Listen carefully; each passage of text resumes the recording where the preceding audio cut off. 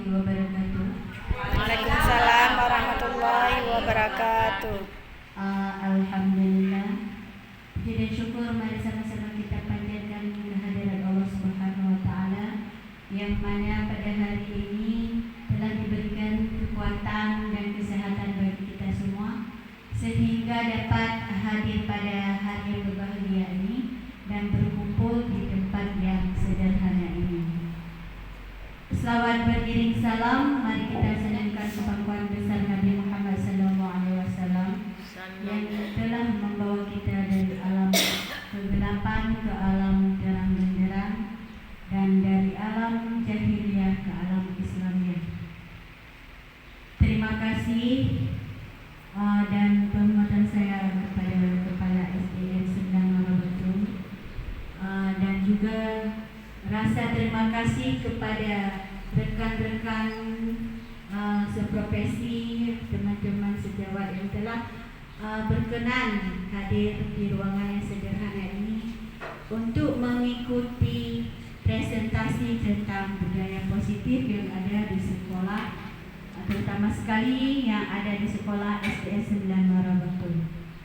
Hari ini saya akan mempresentasikan budaya positif yang ada di sekolah SDN 9 Marabatul.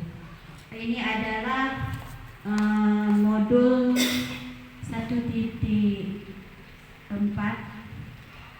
yaitu budaya positif yang ada di SDN 9 Marabatul. Yang pertama sekali di sini kita lihat konsep inti budaya positif itu sendiri.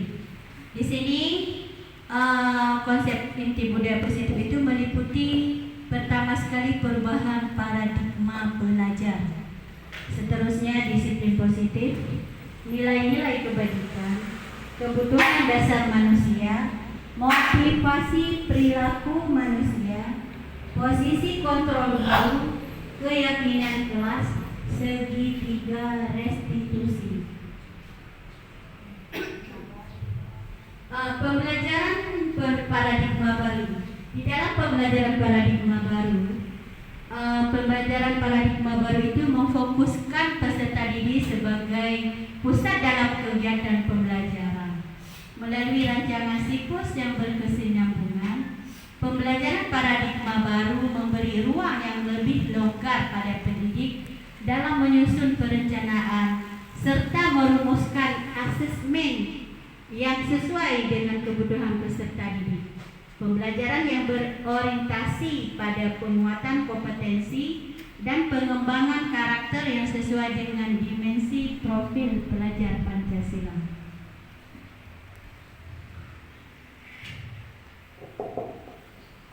Seterusnya tentang miskonsepsi tentang teori kontrol.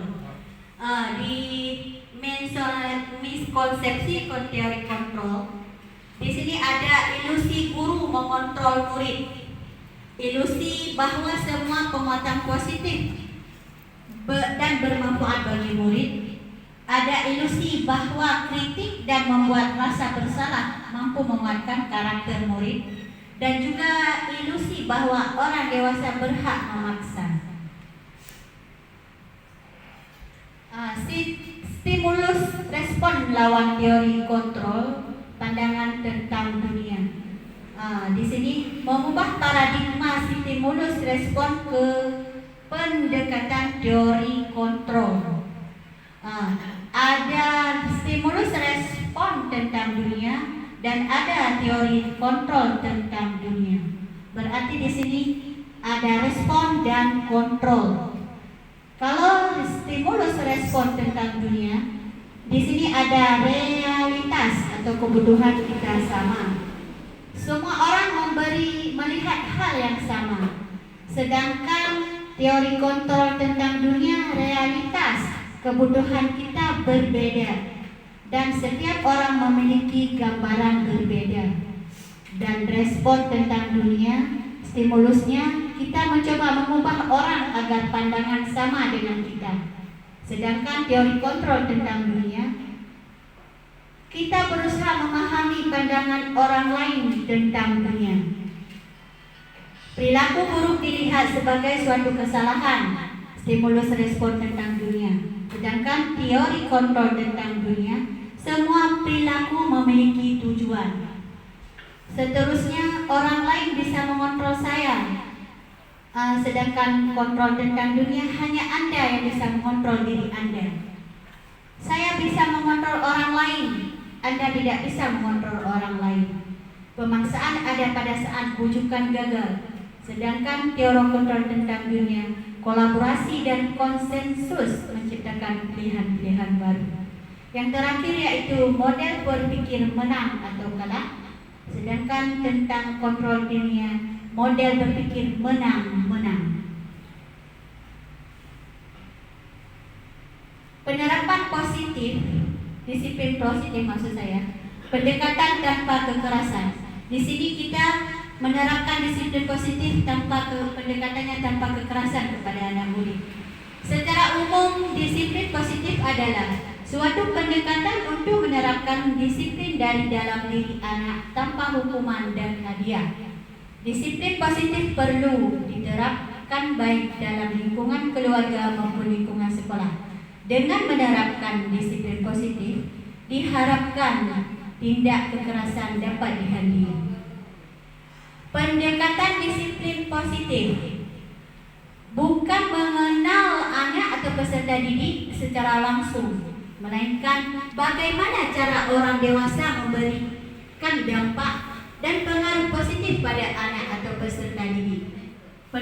Pendekatan disiplin positif menitik beratkan pendekatan yang positif tanpa kekerasan, motivasi, merefleksi kesalahan, menghargai, membangun logika, dan bersifat jangka panjang.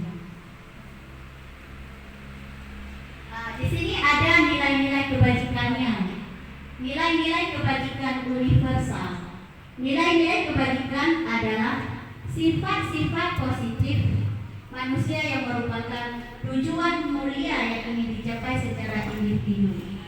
Nilai-nilai tersebut bersifat universal dan lintas bahasa, suku bangsa, agama maupun latar belakang. Di sini ada profil pelajar Pancasila: beriman, bertakwa kepada Tuhan Yang Maha Esa, dan berakhlak mulia, mandiri, bernalar tinggi, kritis, berkebinekaan global, bergotong royong, kreatif. Dan Ibu primary year program PAP sikap muridnya yaitu toleransi, rasa hormat, integritas, mandiri, menghargai, antusias, empati, keingin-tahuan, kreativitas, kerjasama, percaya diri, komitmen.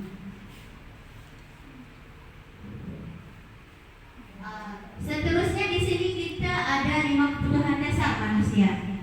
Yang pertama sekali di sini ada diagramnya. Ada diagram 1 yaitu bertahan hidup, kedua kasih sayang, ketiga kebebasan, keempat kesenangan, kelima penguasaan. Di dalam ini termuncullah di sini yang kita butuhkan yaitu makanan, pakaian, tempat tinggal, keamanan dan kesehatan. Ini adalah tentang bertahan hidup dan rasa diterima, dipedulikan, kerjasama bagian dari kelompok.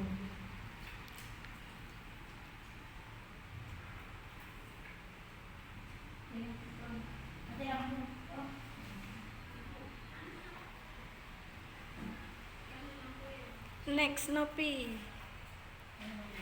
Hana mati lampu.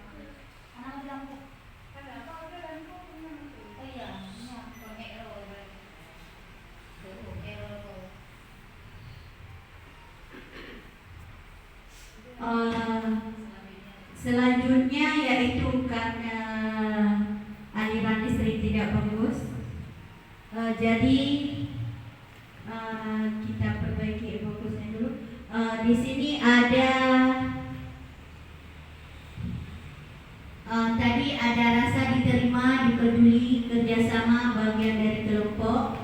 harga diri keinginan untuk dianggap memimpin, berprestasi diakui, mandiri memilih pilihan, mencoba hal-hal baru, mampu mengendalikan dirinya, bermain humor, antusias, tertawa.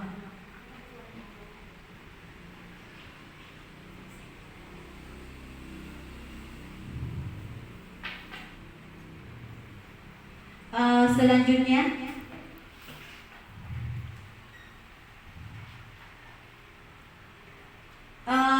motivasi perilaku manusia. Motivasi intrinsiknya yaitu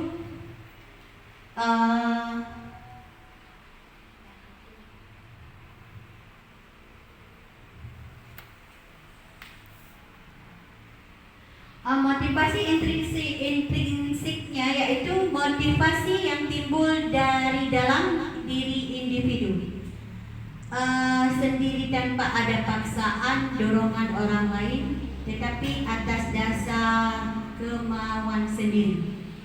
Sedangkan motivasi ekstrinsik, motivasi ini timbul akibat pengaruh dari luar individu karena adanya ajakan suruhan atau paksaan dari orang lain. Di sini ada hukuman, ada konsekuensinya dan restitusinya. Di hukuman yaitu tidak terencana tiba, murid tidak tahu apa yang terjadi atau tidak dilibatkan, bersifat satu arah berupa hukuman fisik atau psikis. Kalau konsekuensinya terancana sesuai aturan murid dibuat, tetap tidak nyaman, sikap guru selalu memonitor murid. Dan restitusi, proses menciptakan kondisi bagi murid untuk memperbaiki kesalahan, proses kolaborasi yang mengajar murid untuk mencari solusi sendiri. Ini sudah sampai di posisi 5, posisi kontrol guru. Di sini guru ada sebagai penghukum, ada sebagai pembuat rasa bersalah, ada sebagai teman dengan murid, ada sebagai pemantau, dan kelima adalah sebagai manajer. Di penerapan 5 posisi kontrol guru, ini adalah kasus siswa lupa bawa topi. Ini adalah kasus yang kita alami. Di sini bagaimana kita menanggapi mereka? Apakah sebagai penghukum? Kalau di sini sebagai penghukum, kalimat yang diutarakan yaitu sebagai hormat pada bendera 1 jam. Berarti itu kalimat menghukum untuk anak murid. Kalau sebagai pemantau, kamu hari ini sudah melanggar peraturan sekolah. Kamu tahu kan konsekuensinya. Senin depan ibu tahu kamu udah pakai topi. Dan kalau di pembuat rasa bersalah, kalimat yang diutarakan guru kepada murid yaitu harus berapa kali lagi bapak atau ibu bilang topi setiap Senin dipakai. Ibu kecewa dengan kamu.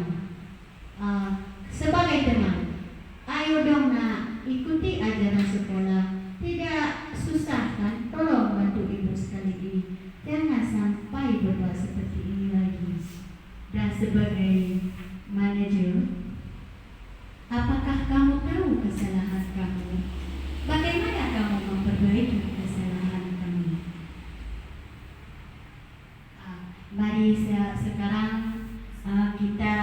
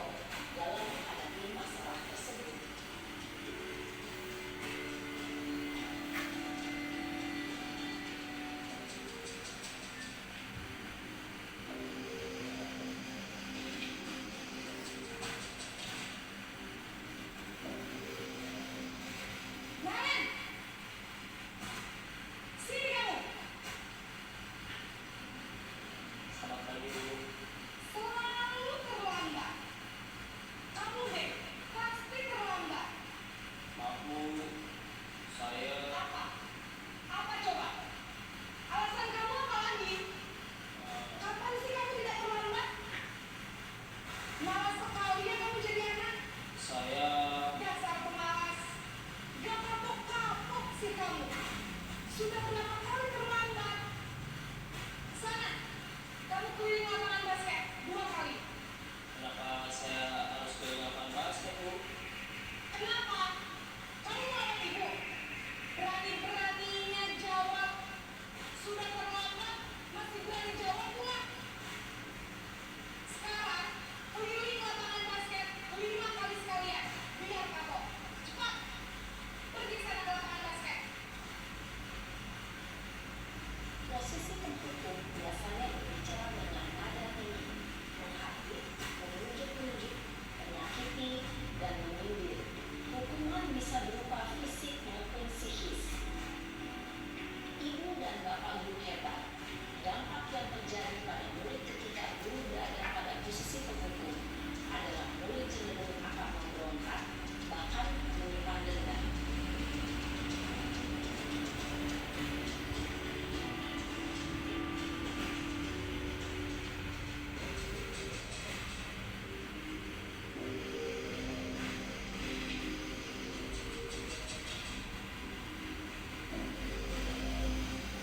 Naren!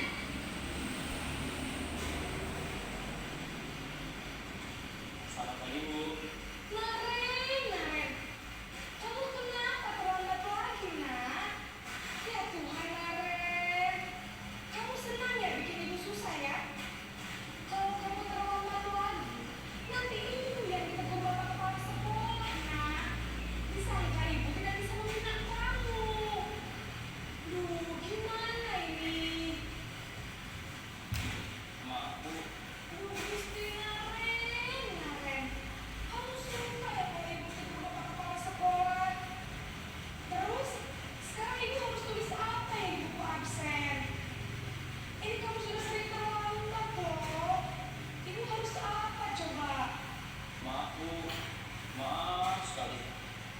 Ya sudah, lain kali jangan bikin ibu susah lagi ya nak ya.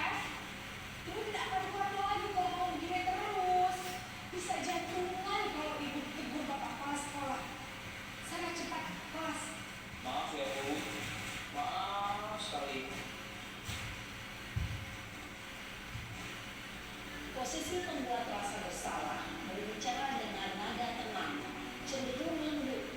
Namun kata-kata yang diutarakan membuat murid merasa menjadi orang yang gagal, memandang buruk dirinya sendiri, merasa tidak berharga, dan tidak sanggup membahagiakan orang lain. Ketika guru mengambil posisi pembuat rasa bersalah, murid akan menganggap dirinya yang bersalah dan ia akan menyimpan emosi negatif tersebut di dalam dirinya.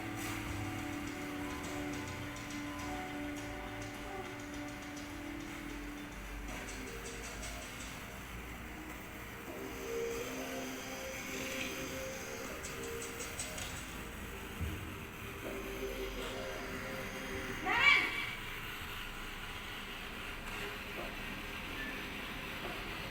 Selamat pagi, Bu.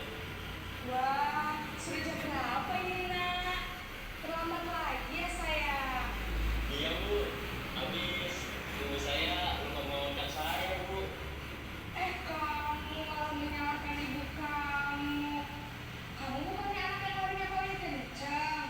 Kok terlambat sih? Iya, Bu. Saya memang terlambat bangun tadi. Jadi, biarpun saya rincang, tetap nggak kencang, Bu. Ya sudah sana. Nanti lain kali larinya lebih kencang lagi ya. Biar gak terlambat lagi. Bikin senang ibu. Demi ibu. Bisa kan? Bisa lah, Bu. Ya sudah sana masuk kelas. Ibu beresin urusan absen kamu. Kamu ini ada-ada saja. Dalam posisi teman, guru berbicara dengan nada suara ramah, akrab, cenderung bersenda gurau untuk menjaga suasana tetap santai. Murid akan merasa senang, aman, dan akrab dengan guru. Identitas yang tercipta adalah identitas sukses atau berhasil. Namun, perlu diingat, karena ini masih dorongan eksternal, maka ada faktor ketergantungan dari murid kepada orang tertentu. Di sini, guru aksennya, sehingga di dalam waktu, murid bisa berperilaku baik, namun hanya kepada orang-orang tertentu saja.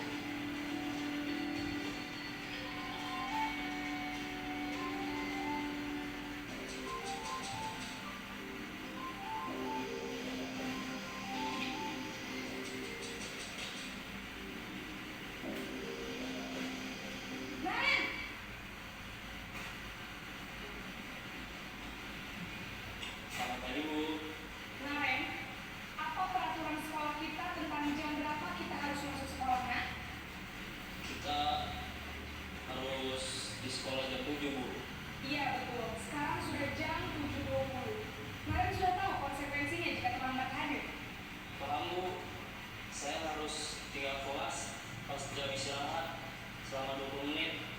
Iya benar, konsekuensinya demikian. Jadi nanti jam 9.30 pas istirahat, kamu harus tinggal di kelas, kerjakan tugas tambahan untuk ketertinggalan kamu, ya? Baik, Bu. Posisi pemantau mengandalkan penghitungan atau data untuk mengontrol murid. Guru mengarahkan murid berdasarkan peraturan dan konsekuensi. Seorang pemantau menunjukkan bahasa tubuh dan ekspresi wajah yang datar dan cenderung formal.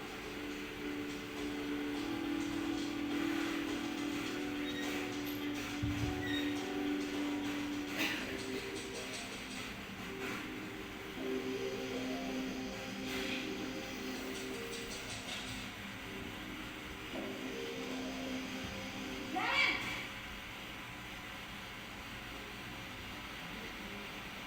Selamat pagi, Bu. Selamat pagi, Naren. Maaf, Bu. Saya terlambat. Iya, sekolah masuknya jam 7, sekarang sudah jam 7.20. Jadi sekarang bagaimana ini, Naren? Maaf, Bu. Saya lupa setel alarm saya semalam. Baiklah, menurut kamu, keyakinan sekolah yang mana yang perlu kamu tingkatkan? Menghargai diri sendiri dan orang lain mungkin ya, Bu. Setuju. Jadi, apakah Naren meyakini prinsip saling menghormati tersebut? Iya, Bu. Saya meyakininya. Apakah Naren bersedia memperbaiki masalah keterlambatan ini? Bersedia, Bu. Bagaimana kamu akan perbaiki masalah keterlambatan ini? Saya akan coba untuk tidak lupa menyetel alarm saya, Bu. Baik, kalau Naren lupa meter alarm di rumah, ada orang yang kira-kira bisa bantu mengingatkan tidak? Ada, Bu. Kakak saya, Kak Emma. Ada lagi selain Kak Emma? Selain Kak Emma, ada ibu saya. Baik, jadi yang mengingatkan Naren adalah Kak Emma dan ibu kamu ya? Kira-kira akan mulai set alarm kapan, Naren? Setelah pulang sekolah, akan segera saya lakukan. Baik, jadi Naren akan setel alarm untuk bangun besok pagi dan akan diingatkan oleh kakak dan ibunda Naren ya. Ada lagi yang mungkin perlu dilakukan Naren agar tidak terlambat bangun lagi. Tidak ada, Bu. Baik Naren, terima kasih untuk kerjasama kamu. Sekarang kamu perlu kembali ke kelas untuk belajar. Baik, Bu. Terima kasih.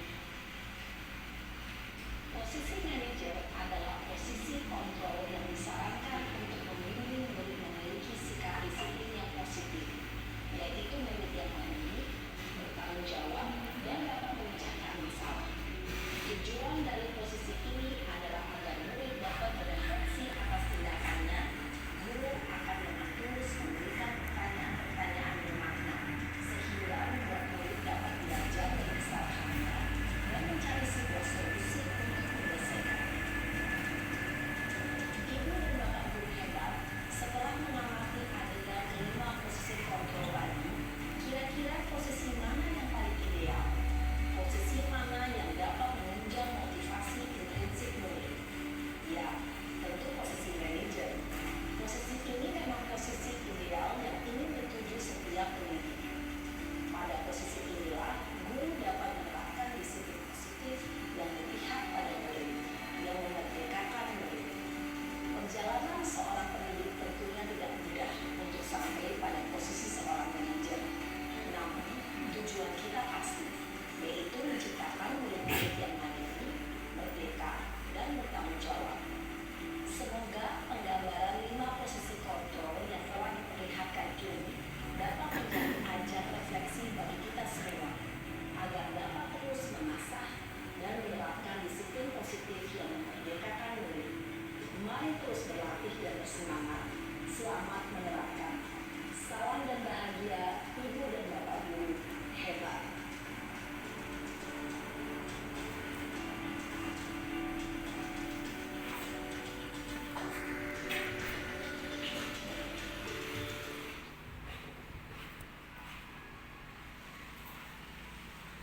Baiklah ibu-ibu, tadi kita sudah menonton 5 posisi kontrol.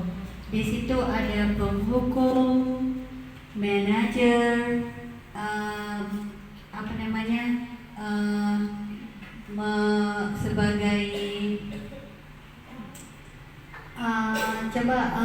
sebagai apa lagi yang kita nonton tadi? Ya, pemantau, teman, dan pembuat rasa bersalah. Setelah kita menonton video tadi, berarti di sini kita lihat di 5 posisi itu masing-masing. Yang pertama tentang penghukum. Berarti di sini kalau seorang penghukum akan berkata seperti, contohnya seperti ini. Kamu selalu saja salah. Patuhi aturan saya atau awas. Itu adalah untuk kalimat penghukum. Apakah ibu-ibu setuju? Setuju dengan kalimat yang berikut? Tentu kita, menurut kita kan, tapi kita mengingat tidak, ini sebagai penghukum. Sekarang kita melihat sebagai guru, sebagai manajer. Kalau sebagai manajer, di sini akan kalimatnya seperti ini. Apa rencana kamu untuk bisa menyelesaikan masalah ini? Ini pasti semua pendidik kepinginnya menjadi seorang manajer, seperti yang di video tadi. Berikutnya, guru sebagai pembuat rasa bersalah. Kalimatnya seperti ini. Saya kecewa dengan perbuatanmu. Ini adalah kalimat seorang guru yang membuat rasa bersalah. Berikutnya, guru sebagai teman. Kita mengajak anak-anak untuk untuk melakukan hal yang baik. Kita menggunakan kalimat, ayo dong demi bapak atau ibu gurumu. Kita mengajak, kita merangkul. Dan setelah itu sebagai pemantau. Di sini salah satu contohnya kalimatnya begini, jika kamu tidak mengerjakan tugas, maka kamu tidak akan pernah mendapat nilai loh. Ini adalah memantau anak. Ini adalah 5 posisi kontrol yang ada di lingkungan sekolah. Semuanya di sini ada penghukum, ada seorang manajer, ada sebagai pembuat rasa bersalah, ada sebagai teman, ada sebagai pemantau. Dan berikutnya kita akan membahas tentang keyakinan kelas. Mengapa keyakinan kelas? Mengapa bukan peraturan kelas? Di setiap kelas mempunyai peraturan atau keyakinan kelas.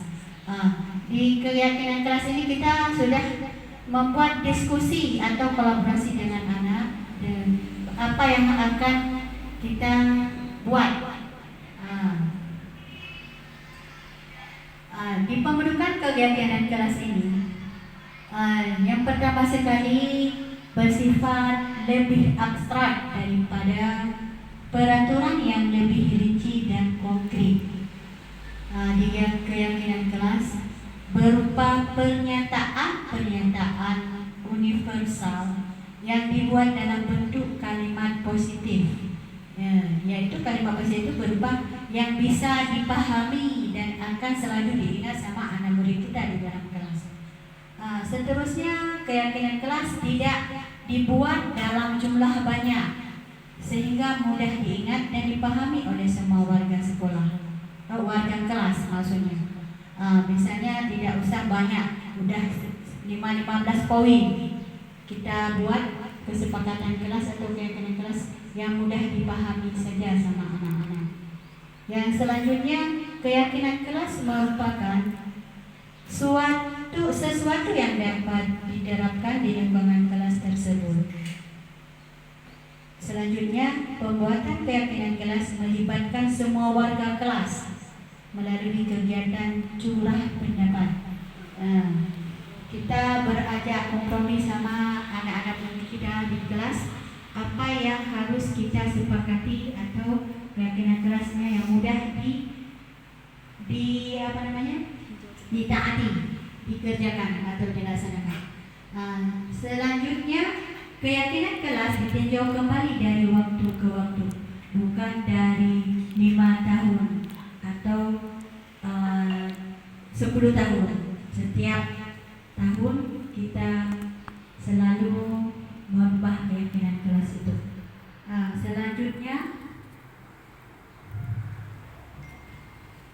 Di sini ada segitiga restitusi. Di segitiga restitusi ini, di sini kayak seperti yang tadi ada 5 posisi kontrol. Di sini dalam segitiga restitusi, di sini ada validasi tindakan yang salah, menanyakan keyakinan,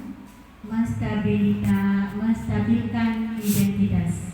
Kalau ada seperti tadi kasusnya, yang mana kita memakainya dan kita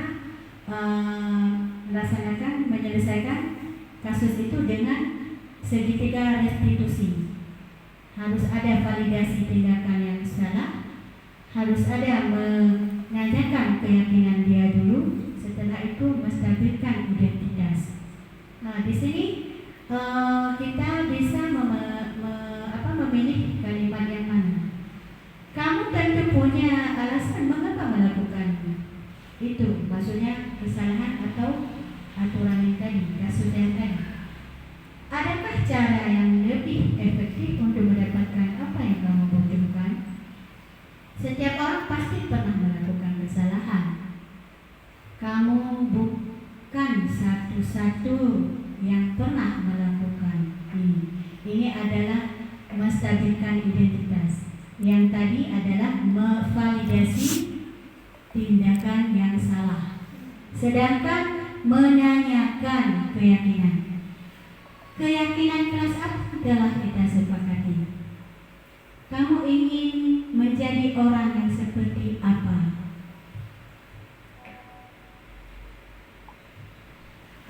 Sebelum saya mengakhiri pertemuan presentasi ini, ada yang rekan-rekan saya yang ingin menanyakan tentang presentasi yang tadi. Kalau misalnya boleh coba kita mulai dari yang pertama tadi, di budaya positif. Ada yang rekan-rekan masih belum yang ingin ditanyakan atau bagaimana?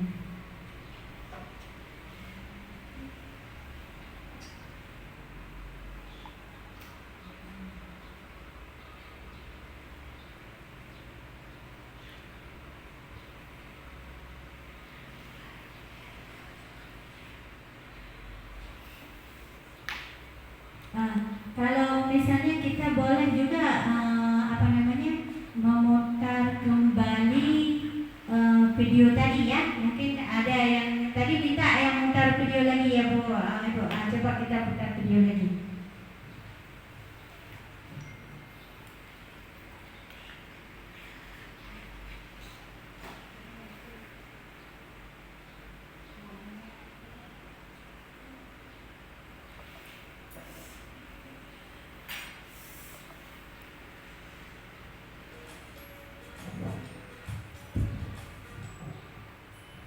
Salam bahagia Ibu dan Bapak Guru hebat. Dalam penerapan disiplin positif restitusi, salah satu program yang dikembangkan adalah 5 posisi kontrol. 5 posisi kontrol dalam restitusi adalah proses perjalanan seorang pendidik agar dapat mengenali dirinya. Pada video kali ini, kita akan membahas tentang 5 posisi kontrol yang dikembangkan oleh Dayun Dosen dan contoh penerapannya. Panjang video kan laptop nam. Lanjut ni, anak kokoh kat tu. Dia dah, benar tak kira nak apa yang lanjut. Posisi pembuat. 2. Posisi pembuat rasa bersalah. 3. Posisi teman. 4. Posisi pemantau atau monitor. Dan 5. Posisi manajer. Untuk lebih memahami kelima posisi tersebut, mari kita saksikan kasus Naren yang terlambat hadir 20 menit di sekolah dan melihat bagaimana kelima posisi kontrol dalam menghadapi masalah tersebut.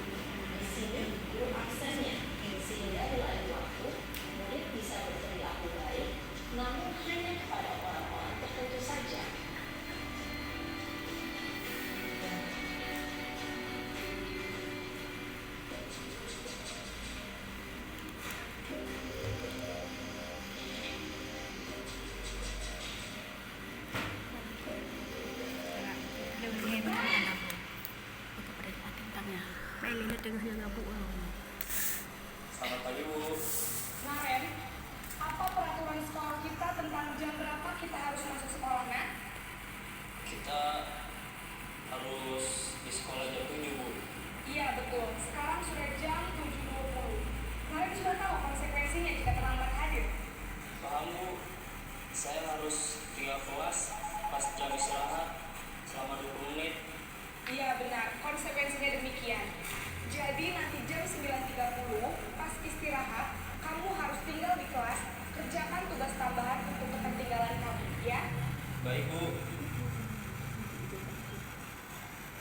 Posisi pemantau mengandalkan penghitungan atau data untuk mengontrol murid. Guru mengarahkan murid berdasarkan peraturan dan konsekuensi. Seorang pemantau menunjukkan bahasa tubuh dan ekspresi wajah yang datar dan cenderung formal.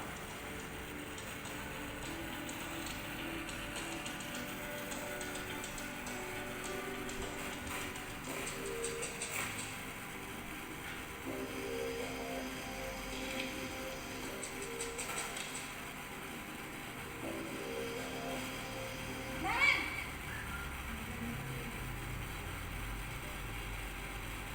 Selamat pagi Bu. Selamat pagi, Naren. Maaf Bu, saya terlambat. Iya, sekolah masuknya jam 7, sekarang sudah jam 7.20. Jadi sekarang bagaimana ini, Naren? Maaf Bu, saya lupa setel alarm saya semalam. Baiklah, menurut kamu, keyakinan sekolah yang mana yang perlu kamu tingkatkan? Menghargai diri sendiri dan orang lain mungkin ya Bu. Setuju. Jadi, apakah Naren meyakini prinsip saling menghormati tersebut? Iya Bu, saya meyakininya. Apakah Naren bersedia memperbaiki masalah keterlambatan ini? Bersedia Bu. Bagaimana kamu akan memperbaiki masalah keterlambatan ini? Saya akan coba untuk tidak lupa menyetel alarm saya Bu. Baik, kalau Naren lupa menyetel alarm di rumah, ada orang yang kira-kira bisa bantu mengingatkan tidak? Ada Bu, kakak saya, Kak Emma. Ada lagi selain Kak Emma? Selain Kak Emma, ada ibu saya. Baik, jadi yang mengingatkan Naren adalah Kak Emma dan ibu kamu ya? Kira-kira akan mulai setel alarm kapan nih, Naren? Setelah pulang sekolah, akan segera saya lakukan. Baik, jadi Naren akan setel alarm untuk bangun besok pagi dan akan diingatkan oleh kakak dan ibunda Naren ya. Ada lagi yang mungkin perlu dilakukan Naren agar tidak terlambat bangun lagi. Tidak ada Bu. Baik Naren, terima kasih udah sama kamu. Sekarang kamu perlu kembali ke kelas untuk belajar. Baik Bu, terima kasih. Posisi manajer adalah posisi kontrol yang disarankan untuk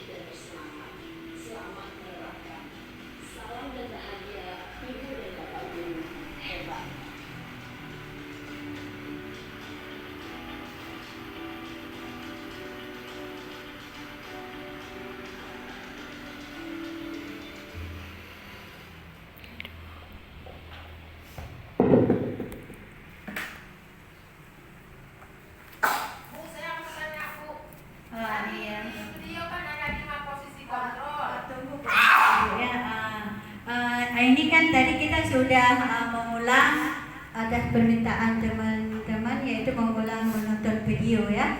Sekarang ada di antara teman-teman yang ibu guru yang mau bertanya, yaitu silakan Ibu Bucut.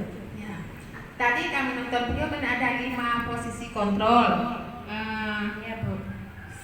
Kita seorang guru sebaiknya posisi yang mana yang kita ambil apabila ada anak yang bermasalah? Pertanyaan. Ini kan di sini kita saling berkolaborasi Bu ya. Ada pertanyaan dari Bu Cut, yaitu dia bertanya apabila di dalam kelas Ibu Cut ada mengalami kasus, coba Ibu Cut ulang.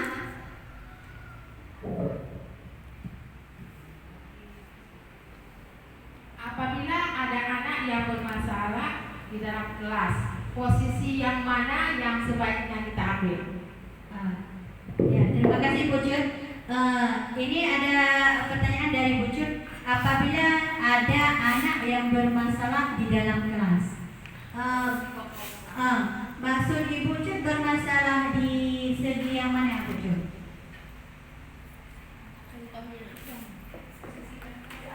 Contohnya kan masalahnya kan banyak. Jadi kan yang Ibu Cut tanya tentang masalah yang bagaimana, kasusnya yang bagaimana maksudnya? Apakah dia kasus mengganggu kawan? Apakah dia kan banyak kan? Misalnya melanggar peraturan sekolah atau mengganggu kawan bersama juga, sebaiknya posisi yang mana yang kita laksanakan? Posisi yang kelima tadi. Ya, terima kasih. Kalau sebelum saya menjawab, ada mungkin tanggapan dari teman-teman sejawat lain yang ingin memberi masukan. Dari 5 posisi kontrol tadi kan Ibu ceritanya kita mau pilih posisi kontrol yang bagaimana untuk menanggapi anak yang bermasalah, misalnya melanggar peraturan sekolah, betul ya? Ya, nggak mematuhi, maksudnya berpakaian seragam lah ya, berpakaian seragam. Menurut ibu-ibu atau teman-teman, posisi yang bagaimana kita ambil di sini? Apakah kita langsung kita ambil posisi penghubung? Kalau saya contohnya posisi teman. Menurut Bu Rasida di posisi teman, dia mengajak Bu Rasida ya. Interaksinya berarti mengajak, merangkul anak. Bisa saja kita seperti kalimat, ayo dong nak ikuti aturan sekolah, tidak sahkan, tolong bantu ibu sekali ini, jangan sampai berbuat sampai ini lagi. Ada yang lain? Kalau saya bukan lebih setuju. Menurut saya kurang setuju sebagai teman, karena tadi ada saya dengar di video, kalau menurut teman itu yang dia patuhi cuma itu saja, sedangkan yang lain dia abaikan. Kalau saya lebih setuju menurut ada monitoring tadi apa? Pemantau. Pemantau. Itu menurut saya. Yang lain terserah. Ya, ini kan menurut kita pribadi ya. Mudah-mudahan yang mungkin bukan yang tidak boleh. Apakah kita mungkin ambil penghukum? Kalau penghukum akibatnya kan anak bisa menimbulkan sikap berdendam. Ya. Tapi kalau pemantau, terima kasih Bu Fatimah. Ini kan Ibu Fatimah ambil posisi kontrol pemantau. Berarti dia di sini kalimatnya dipakai ini banyak jenisnya kan, ini misalnya kan salah satu contohnya, kamu hari ini sudah melanggar peraturan sekolah, kamu tahu kan konsekuensinya, Senin depan ibu tahu kamu sudah pakai topi. Ini kasusnya kasus pakai topi ya. Kalau misalnya dia melanggar lain, itu misalnya kan salah satu contoh kalimat yang dipakai dalam pemantau. Ada yang lain mungkin dengan kasus Ibu Cut? Oke. Di sini berarti di sini kita boleh memakai pemantau, boleh memakai teman, boleh memakai rasa bersalah, boleh memakai manajer, dan boleh memakai penghukum. Tapi semuanya ada konsekuensinya. Kalau penghukum, anak bisa menimbulkan sikap dia kan kita cekal dia, kita mengeluarkan kalimat kasar, tapi dia tidak boleh tidak.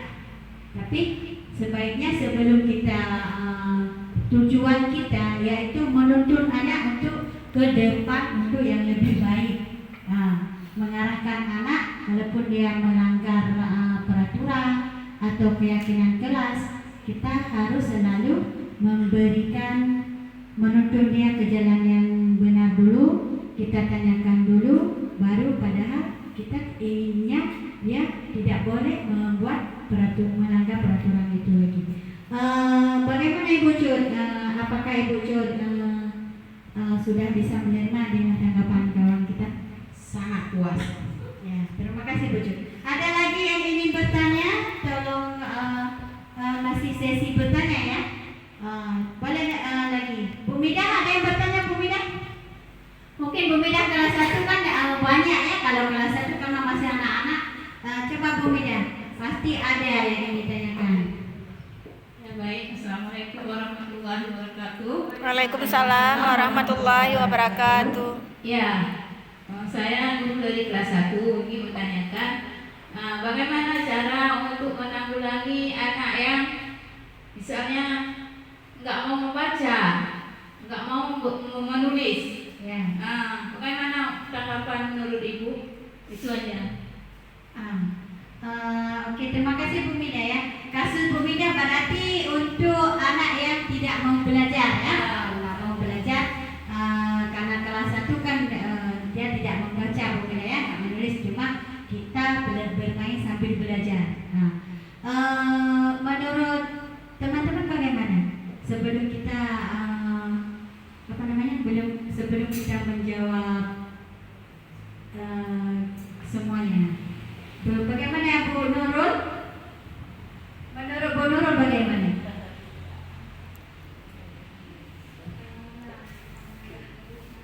Assalamualaikum warahmatullahi wabarakatuh. Waalaikumsalam warahmatullahi wabarakatuh. Kalau menurut saya mungkin karena anak baru pertama masuk ke SD terjadi itu transisi Ya. di mana dulu waktu di TK mungkin mereka cuma bermain bukan belajar, di sini sudah mulai tahap belajar, mungkin agak susah juga kita terapkan bersama anak. Jadi kita coba secara pelan-pelan kita dekati, mungkin dengan cara itu insya Allah anak bisa mau belajar.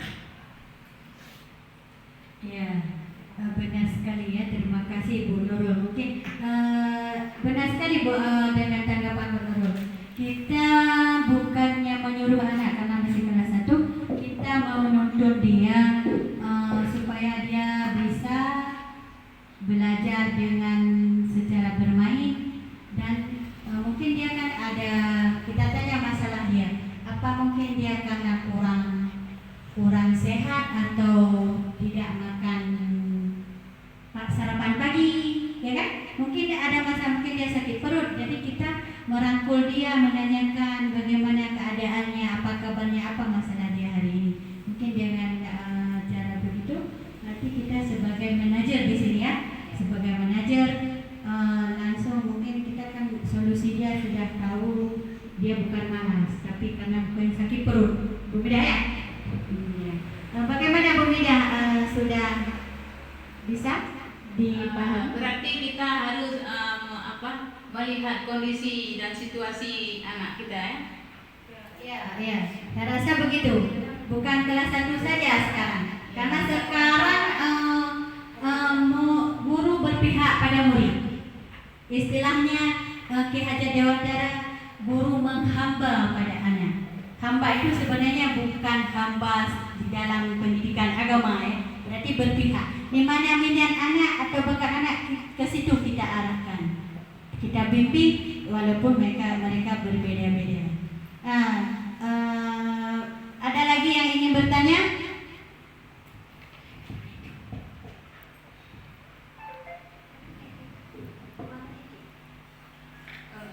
Berarti kalau misalnya memang semua berarti nggak ada lagi pertanyaan. Jadi untuk hari ini presentasi tentang budaya positif di sekolah SD Negara Batu.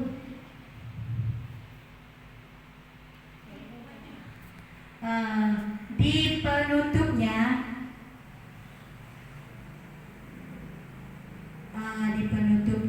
kita ambil kesimpulannya, yaitu kesimpulan di sini yaitu dalam penerapan disiplin positif kita mampu mengontrol diri dan merefleksi diri sebagai guru atau among manajer untuk menuntut murid menjadi insan yang mandiri, merdeka dalam belajar serta bertanggung jawab. Semoga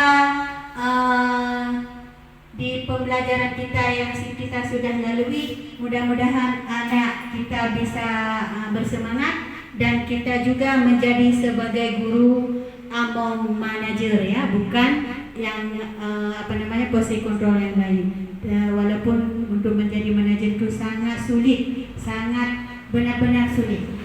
Sebelum saya mengakhiri presentasi hari ini, saya mengucapkan banyak terima kasih dan saya mengucapkan beribu-ribu maaf apabila ada kata-kata saya yang kurang berkenan ataupun waktu yang begitu panjang sehingga kita berkumpul di dalam ruangan kali ini.